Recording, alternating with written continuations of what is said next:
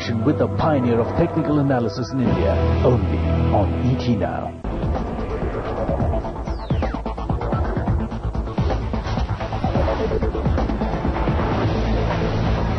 This is the Times Television Network, and you're watching ET Now.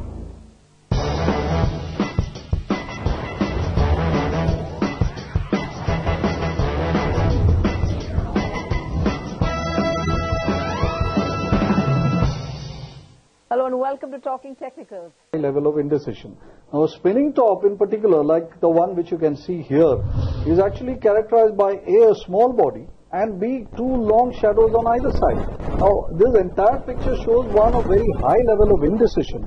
And when you see it at the end of a long advance, you don't really want very high level of indecision at the top. If you do see it there, what it actually indicates is that the market may be in danger of running out of the trend strength. So spinning tops coming at the end of advances are very, very tricky things which you should be very alert for, because they are indicative of potential change in trends. And the doji, would that also be indicative of the end of a trend? I think the doji is like an even stronger sort of indicator of a change in trend. If you look at the chart of India Glycol, which I have on here, and I have had it marked here, it's not very different from the spinning top pattern, right, which I had shown you earlier. The only difference being that the size of the body is even smaller, to the point of being non-existent. The most ideal doji is where the opening and closing is the same. So you just have it, as you mentioned, like a cross. But you also get very, very small micro-sized bodies which will also fall within the ambit of being called as a doji. A doji coming at the end of an advance is certainly a killer pattern. It says very definitively that the uptrend is over, and one must be very, very wary when a doji comes at the end of any advance as well as a decline. The doji works at both ends. As always, our favorite question is, when does it not work, and how often is that? Expecting a big move to appear out of every candlestick reversal pattern, be it a doji or be it a spinning top or a hammer or a shooting star, etc., that would not be correct. So you have to place it in a little bit of perspective. And if you see it on the chart, what you would actually get is, when a bottom formation is in progress, you will actually get several sets of candlestick patterns.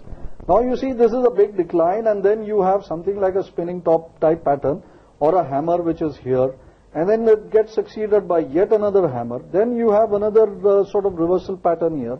So none of these really produce large moves. But if you get attuned to thinking that every pattern will produce a large move, then really the problem lies with the the user, who sort of misunderstands or places extra value on every pattern. So can it be a prime trading tool, or is it just a confirmatory tool?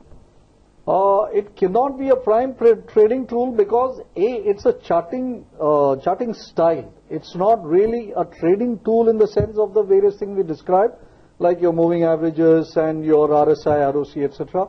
Those are very specific trading tools, whereas candlestick is a charting style. Within that, it has got more elements which give you more clue.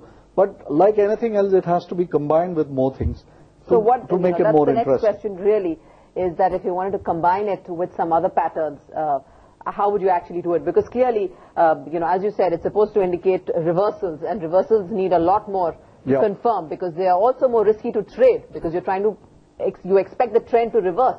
Absolutely. At that point of time. Yeah. So what you need to do is place candlesticks in some sort of a support resistance perspective. Support resistance, as we have discussed, is one of the cornerstones within technical analysis, and everything emerges out of that.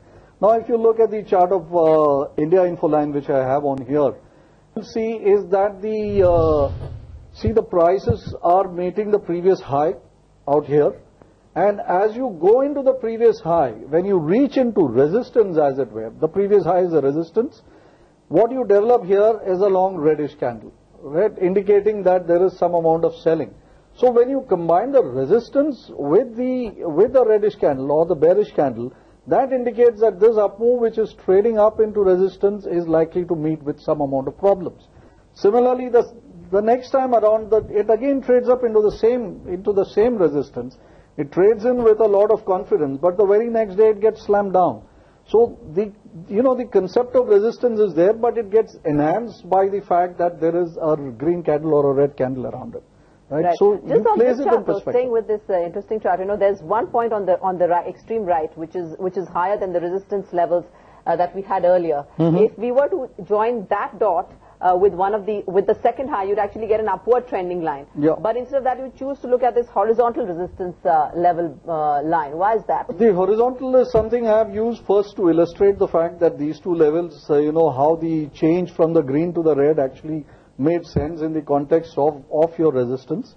Now that three tops have got aligned at the same level, I think that this is a very significant level of resistance. So I just project it out into the future.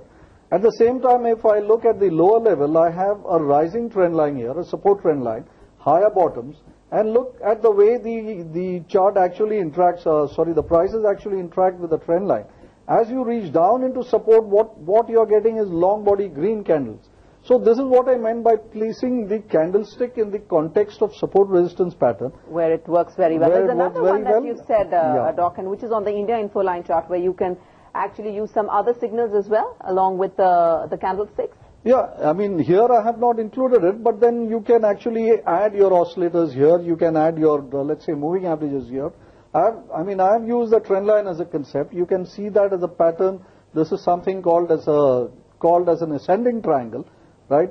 And in the triangle now we are having an upside breakout here out of a triangle. An ascending triangle is where you have a fixed line of supply and a rising line of demand. It's a variant of the triangle pattern we spoke about in earlier episode. Now we have a breakout out of it, and it's actually telling us that India info line at this juncture is exceeding resistances and doing so with fairly nice looking bullish candles. Okay.